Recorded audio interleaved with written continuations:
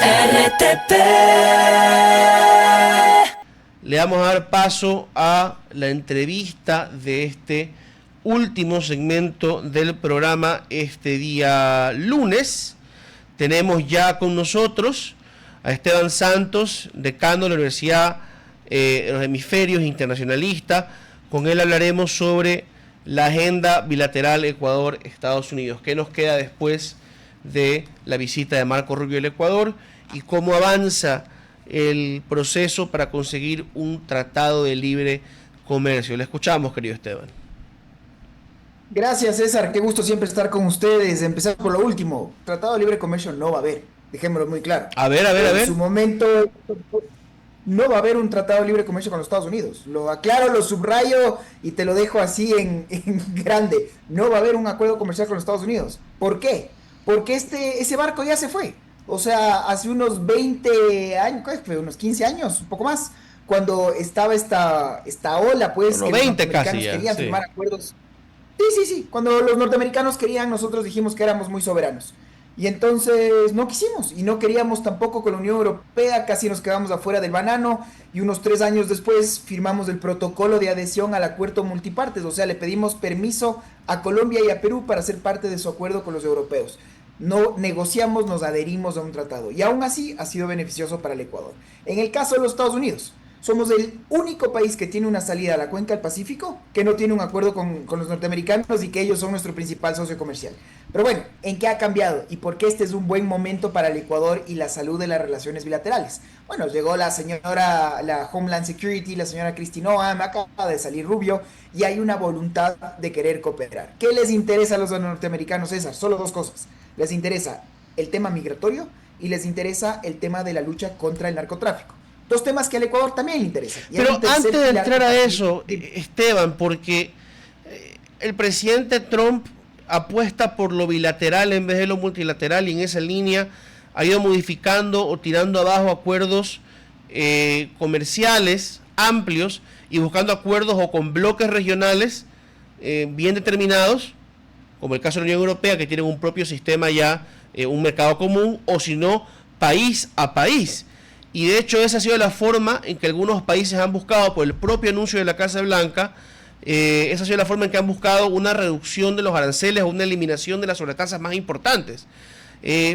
¿Por qué entonces estaría bloqueada la vía del TLC si el propio Trump la ha ofrecido como la manera de salvarse de la imposición de nuevos aranceles o de nuevos aranceles más duros?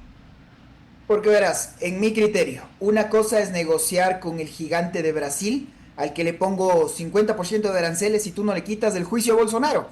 Y Lula le respondió, ningún gringo me va a venir a decir cómo gobernar. Otra es el intento de acuerdo, digo intento de acuerdo porque supuestamente ya está un acuerdo nuevo sobre la mesa con los europeos.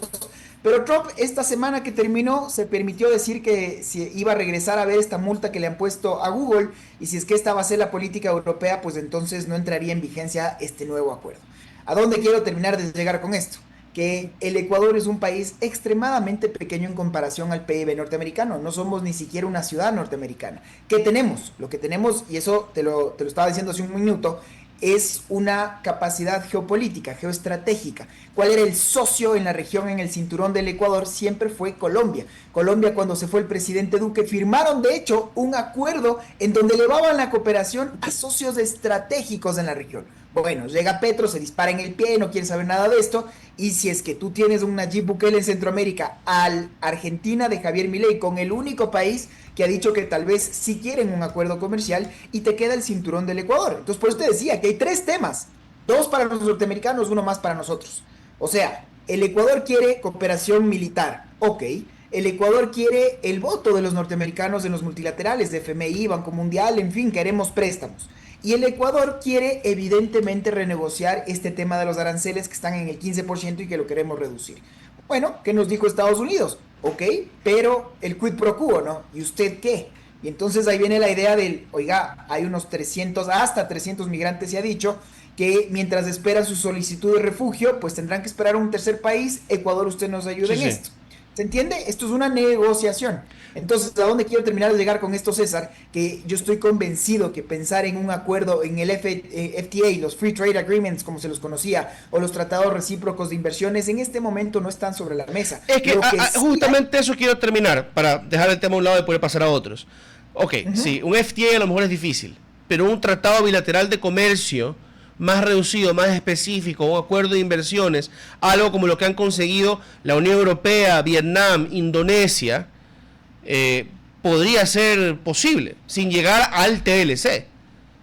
Pero mira, si es que el Ecuador juega bien sus cartas, y tal vez este es el nirvana del asunto, porque el Ecuador lo que le está pidiendo es redúzcame los aranceles. Si es que Colombia, más que Colombia otra vez, la administración de Petro está queriendo envalentonarse e irse tan en contra de los Estados Unidos, yo creo que el Ecuador en cambio está jugando al revés. Pasamos de esa etapa sobreideologizada que nos interesaba más que el pragmatismo, quién me cae bien y quién me cae mal, a esta idea en donde no tengo por qué pelearme con los norteamericanos, siguen siendo mi primer socio y al mismo tiempo firmé un acuerdo con China y ya tengo otro en el tapete con Corea del Sur, con Canadá, con Costa Rica, en fin, quiero salir y venderme al mundo. Los Estados Unidos, si usted me baja estos aranceles de los productos madre que nosotros le queremos exportar, a cambio también de esa reciprocidad, no solo en el tema migratorio, sino también, por ejemplo, la compensación en los aranceles a los automóviles, que el Ecuador ya los redujo unilateralmente con esta muestra de buena fe. Entonces, si nosotros llegamos a tener ese entendimiento, pues incluso César podríamos llegar a tener, y aquí estoy jalando un poco más la sábana de lo que se debería, pero si es que las relaciones son tan buenas, ¿por qué no pensar en esta idea de que el Ecuador puede tener un arancel más bajo incluso que el que tienen sus vecinos con un acuerdo comercial? Ahí justamente, Esteban, te habla Sofía Ferneris. Quiero hablar un poco de la migración y el refugio y qué significaría esto internamente en el Ecuador. En el momento todavía el país tiene un alto nivel de inseguridad y hemos visto olas migratorias como la que vimos de venezolanos viniendo al país, donde el país no tenía los recursos necesarios en verdad para alojar y dar trabajo digno a todas las personas que tuvieron que venir. Este pudiera ser una complicación para el gobierno de Daniel Noboa, considerando que el hecho de salud y más que todo el lado social se lo ha visto un poco, no digo descuidado, pero ha sido un poco el lado que más dificultad ha tenido este gobierno, un poco analizando. Qué gusto, Sofía. Y mira, estoy de acuerdo contigo. Miras, mi análisis siempre va en base a la política exterior. Yo creo que en política exterior estamos haciendo bien y puedo estar de acuerdo que en otros ámbitos de la administración hay que ajustar tuercas. Puntualmente, ¿qué pasó en la historia reciente del Ecuador? Nosotros dijimos otra vez, como hablábamos con César, hasta estos 15, casi ya 20 años, principio era nacionalidad universal, porque la lógica fue que el primer atentado en contra de los derechos humanos se dijo es poner este tema de las visas y los pasaportes y que nacionalidad universal. Bueno, ¿qué pasó? Que inmediatamente el Ecuador se empezó a llenar de connacionales de países de los que casi no habíamos ni escuchado. Y no es que venían a hacer turismo, porque para sorpresa de nadie, solo venían a usar el Ecuador como trampolín para tratar de llegar al norte. Y entonces sobre la marcha tuvimos que decir un poco orwellianamente, sí, aquí en esta granja todos somos iguales, pero hay unos más iguales que otros y empezamos nuevamente a poner visas. Después vino el influjo venezolano que tú muy bien lo mencionas. El Ecuador logró, receptó casi 500,000 de connacionales venezolanos y una migración descontrolada, irregular y no coordinada. Entonces los países latinoamericanos, con todos nuestros problemas de seguridad, de educación, de vialidad, a ese sistema público que ya está coaptado, pues le metes un influjo de 500,000 de personas y nuevamente sabemos que esto va a colapsar. Entonces, claro, Sofía, la pregunta inmediata que te dicen, van a llegar hasta 300 personas al año, oiga, si no podemos ni siquiera con los nuestros, ¿cómo es que vamos a hacer con este adicional? Y entonces te decía, primero, la Realpolitik, esto no viene de a gratis, esto viene si es que el Ecuador logra tener estos tres pilares que hablábamos hace un segundo, el tema de cooperación militar, cooperación para el desarrollo y arancelario, es una negociación espectacular en mi criterio para el Ecuador. Pero la canciller lo ha dejado bien claro, oiga, esto tiene que venir con una migración controlada, o sea, por ejemplo, Nayib Bukele, él se quiere presentar como el rockstar de la lucha contra el crimen organizado y transnacional y el que acabó con las maras y el que ha logrado pacificar a su país. Entonces, firma un acuerdo con los norteamericanos y le dice, a mí tráigame lo peor de lo peor, tráeme la escoria más grande, que aquí le recibimos. Es más, a Nicolás Maduro aquí tiene una celda en una cárcel del SECO. El Ecuador le dice todo lo contrario. A mí no me traiga ningún delincuente, a mí no me traiga ningún literal adulto mayor o personas que tengan complicaciones de salud, y yo tengo que saber de dónde vienen, tienen que ser hispanohablantes, y hablamos de la temporalidad. Y todo esto con la cuenta que la paga usted, socio norteamericano. Entonces, mientras se respeten todos estos cánones, repito, Sofía, no es que estoy de acuerdo, entiendo perfectamente el porqué de la negociación, siempre y cuando lo rescato, lo resalto, se cumplan con estos tres pilares que les estoy mencionando.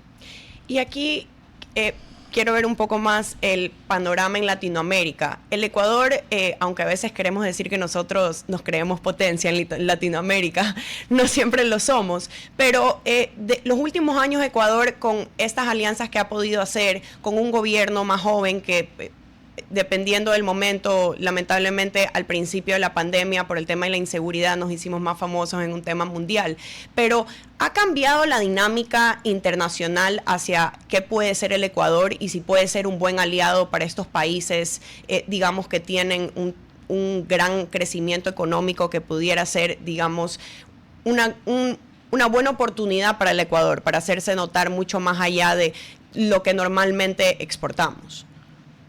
Qué buena pregunta, y estoy de acuerdo, porque el Ecuador, como le decía César hace un segundo, Sofía, oye, pasar de la sobreideologización creo que nos pasó una factura muy grande. Entonces, ahora estamos hablando de este pragmatismo que yo lo celebro.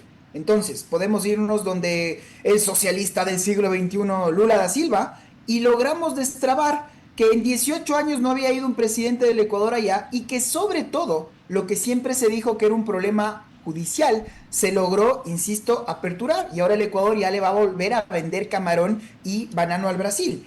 Un dorito después, y perdón el facilismo, nos cruzamos donde el ultralibertario Javier Milei. Y después de eso regresamos otra vez donde la izquierda de Orsi en Uruguay.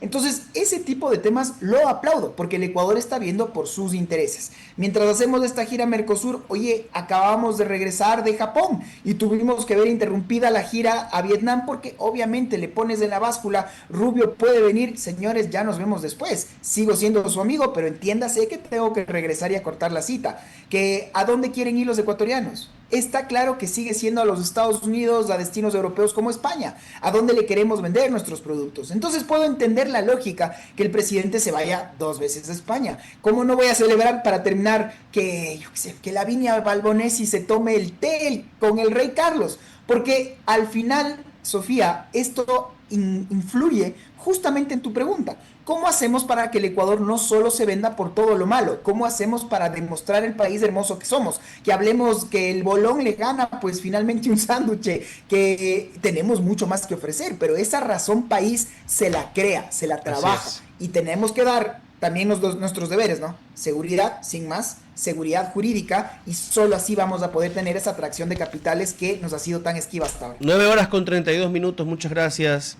querido Esteban. Hay que ir buscando esa fórmula, que, ojo, a veces no es tan sencilla y a lo mejor por eso no tan difícil como queremos, ¿no? Perú con inestabilidad política da garantías y seguridad jurídica a los inversionistas. Colombia, con regiones todavía dominadas por la guerrilla, puede también avanzar económicamente en otras. No son situaciones ideales, no deberíamos buscar simplemente caer en ellas, pero nos señalan de que se puede avanzar paso a paso. Un buen día para usted, doctor. Por favor, siempre honrado estar con ustedes, encantado. Un abrazo. RTP